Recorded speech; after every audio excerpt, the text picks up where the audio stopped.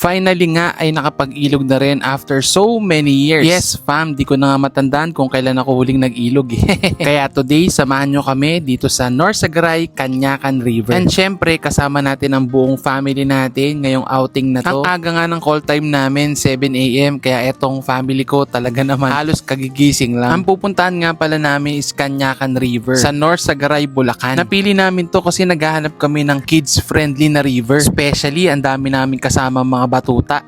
Sa mga moment na to, naamoy ko na talaga yung amoy ng ilog. Nakaka-excite. Nadaanan din nga pala namin tong campsite na hideaway. Kaya kung naghanap ka ng campsite na merong ilog, malapit lang yan dito sa Canyacan. Naswertehan nga pala namin na medyo onti lang yung tao ngayon dito sa ilog. Kaya nakakatuwa. Dahil weekdays ito at hindi masyadong crowded. Naswertehan nga din namin tong napuntahan naming cottage kasi for only 400 lang yung per cottage. Libre na yung CR, libre pa yung parking. Bali, 4 nga pala yung kinuha naming lamesa. Sa mga moment nga pala na to, nagpe-prepare na kami ng pagkain para sa tanghalian. Etong ang bunso ko dahil hindi pa nag-almusal, nag-biscuit na muna. Pero si Bella, hay nako, diretso na kagad siya sa ilog. Satisfied nga pala kami dito sa ilog kasi talagang kids-friendly talaga siya. Mababaw lang siya at malinis din. Nakakatuwa din kasi napwestuhan namin, nilagyan pa nila ng bato, nakala mo para kang nasa swimming pool. Kaya tuwang-tuwa talaga yung mga bata dito. Ang Canyacan River nga pala is 1.5 hour lang from Metro Manila. Eto nga, sinamahan ko na yung mga bata na maligo dito sa ilog. Iba talaga yung feeling ng nasa ilog ka o nasa dagat ka compared sa swimming pool, no? Alam nyo ba yung tinutukay ko na grounding? Alam nyo ba na kailangan din ng katawan natin na makatapak sa lupa or sa nature? Dahil ang nature is mayaman talaga to sa electron na kailangan ng katawan natin. Uy, nagmumukha ka ng si Kuya Kim. Okay, back to the vlog tayo. Kapag peak season, sobrang daming tao dito, fam. Kaya suggest ko kapag pupunta ka sa anywhere dito sa mga ilog sa Norsagaray, make sure mo na weekdays ka pupunta kung gusto mo nang hindi crowded. Ito nga pala yung mga prepare nating food. Meron tayong inihaw na bangus. Alam nyo ba yung tatampal? Para siyang pangit na version ng hipon. Joke lang po, hindi lang talaga ako kumakain. Syempre, hindi mawawala ang hotdog at pritong manok. Syempre, meron tayong mga batang kasama. Pero syempre, meron din tayong pang matanda. Healthy food pala. Adobo at marami pang iba. Syempre, sobrang busy na naman ni mamang magluto. Ang goal nga pala namin dito ay makapag-boodle fight kami. Supposed to be pang adult lang talaga to. Kaya sobrang excited ako nung pine-prepare namin Personally, ako pa talaga nag-prepare niyan. Bumili ng dahon ng saging, nag-assemble ng mga pagkain na yan. Tapos kamukat-mukat mo, mga batay nagsipag-upuan dun. Gutom yarn, pero ayos lang kasi at least napakinabangan yung ginawa natin. Craving satisfied yarn, kala mo gutom na gutom talaga sila Pero sa totoo lang, masarap talagang kumain kapag nasa swimming. Kasi para kang may bulati sa tiyan na pag-ahon mo gutom ka ulit. Kaya pagkain talaga nagpapasarap sa swimming. Pero wag natin lalahatin kasi yung iba masaya na pag nakakakanta lang. Singer yarn, nagplato na lang tuloy itong asawa pero mukhang satisfied naman siya Hotdog lang sapat na. Joke lang. Importante, nag-enjoy sila sa swimming na to. Dito nga pala meron tinatawag na environmental fee na 20 pesos. Pero ang maganda naman dito, per adults lang siya, hindi kasama yung kids. Kahit si JB, nag-enjoy nga rin dito Kaya marerekomenda ko talaga tong Canyacan River kung gusto mo ng mababaw lang at para sa mga bata talaga. Eto nga, tinesting na namin ng asawa ko itong river. Dahil mabato tong ilog, I suggest na magchinelas Pero sa mga online shop, meron naman nabibiling mga sleeper na pang ganitong activities. Kasi kapag wala kang sleeper, sobrang dulas. Kaya kung ayaw mo matulad sa asawa ko na nakatapak lang, tulad niyan, make sure na nakachinelas ka. Medyo mahina nga rin pala yung signal ng Smart and Globe dito. Kaya kung gusto mong makaiwas muna sa social media, good spot to para sa'yo. Yung kahit ilang oras lang na hindi ka hawak ng cellphone, tanong, kaya mo ba? Try mo lang para at least makahinga ka kahit mga ilang oras lang. Magnilay-nilay ba? Reflect, ika nga. Ihil mo lang yung inner peace mo. What? Meron ka ba nun? Charot lang. Eto nga, nagpalipad na kami ng drone. S10 ng selfie stick pala. Tamang tanaw-tanaw lang kami dito. Naranasan mo na bang mag-swimming sa mababaw? Ipapakita ko sa iyo yung pwedeng mangyari sa'yo kapag nag-swimming ka sa mababaw. Pero etong training na to, sa atin